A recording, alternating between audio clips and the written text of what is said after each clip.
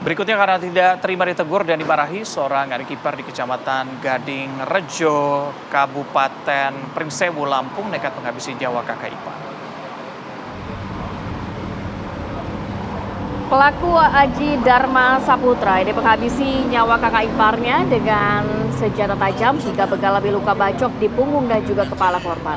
Pembunuhan terjadi pada Rabu 1 Oktober 2025. Jadi peristiwa ini bermula ketika pelaku yang sedang tertidur di dalam rumah ini terbangun setelah mendengar korban berteriak memarahi.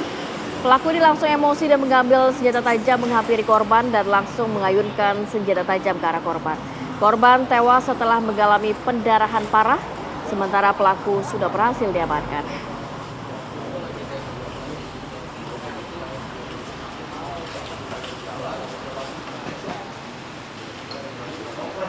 Untuk mendalami hal ini kita akan langsung bergabung dengan AKP Yohanes, Kasat Reskrim Polres Pringsewu. Selamat pagi. Assalamualaikum Pak Kasat Reskrim. Selamat pagi, Waalaikumsalam. Ya, walaupun pelaku sudah diamankan, sudahkah juga didalami oleh pihak kepolisian apa yang menjadi motif ini adik ipar tega menghabisi nyawa dari kakak iparnya sendiri? Baik, bisa kami jelaskan bahwa motif yang terjadi adalah dikarenakan pelaku emosi dikarenakan adik ipar pelaku tersebut meneriaki pelaku dengan kata-kata yang tidak pantas. Ya, emosi karena apa Pak? Faktor ekonomi kah atau apa?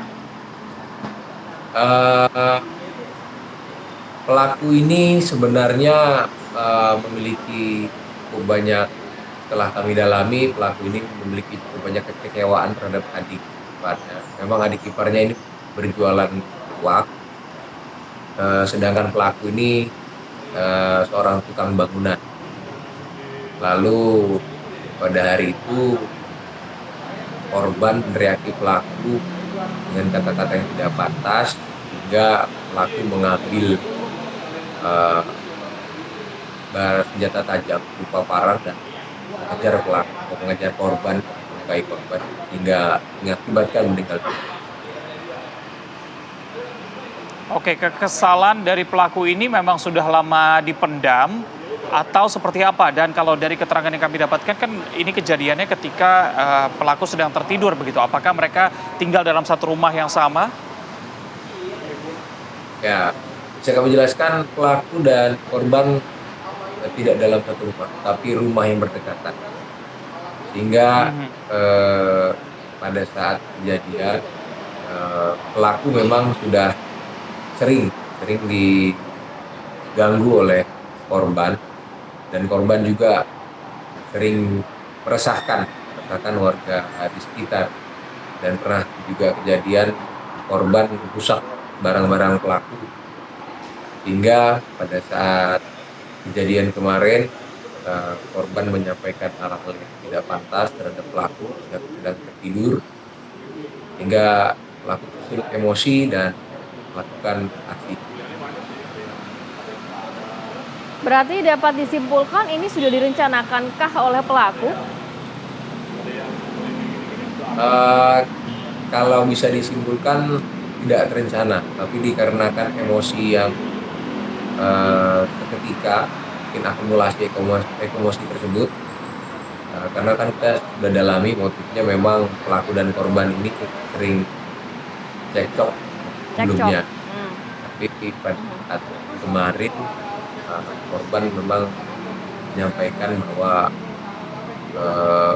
meneriaki pelaku dengan kata-kata yang tidak pantas, dan pelaku tersulut emosi. Pak Kasat, apa yang menjadi pemicu korban membangunkan pelaku yang tertidur saat itu? Ya, teriakannya menyebut bahwa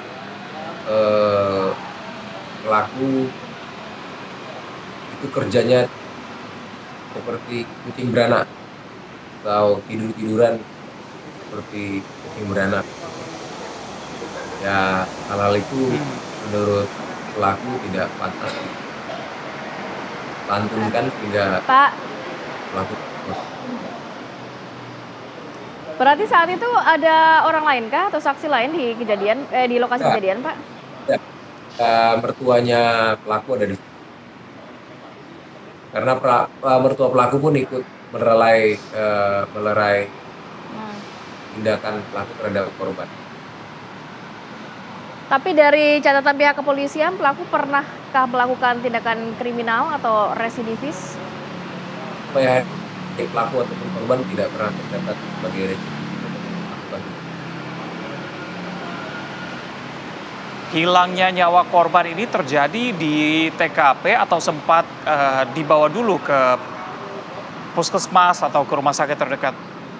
Seperti di TKP, tidak jauh dari TKP, korban langsung tumbang dikarenakan cukup banyak luka yang disebabkan oleh pelaku. Dari konstruksi hukumnya, Pak, nantinya akan dikenakan pasal berapa dengan ancaman hukuman berapa tahun penjara? Dari konstruksi hukumnya kita kenakan 351 ayat 3 dengan ancaman hukuman 7 tahun atau 338 dengan ancaman hukuman 15 tahun. Baik, terima kasih AKP Yohanes, Kasat Reskrim Polres Pringsewu. Selamat pagi.